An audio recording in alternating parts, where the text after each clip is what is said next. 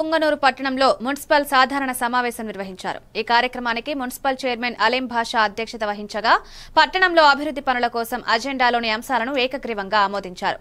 ఈ కార్యక్రమంలో municipal commissioner Madhusudan Reddy, vice చైర్మన్లు, కౌన్సిలర్లు, కోఆప్షన్ సభ్యులు, మున్సిపల్ సిబ్బంది పాల్గొన్నారు.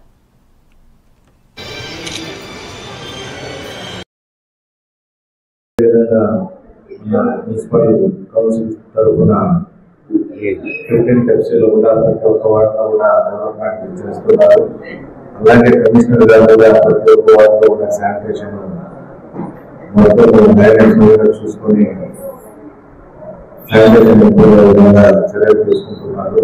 ప్రజలు కూడా గమనించుకొని ఇంకా ఈ కరోనా కూడా వచ్చే ఛాన్సెస్ ఉంటాయి కాబట్టి మీరు కూడా ఇంట్లో ఉండే పెట్టుకుని ఏదైనా వార్డు మీరు ఉండే వార్డు అంతా క్లియర్ చేసుకొని ఉండాలనేసి తెలియజేసుకుంటూ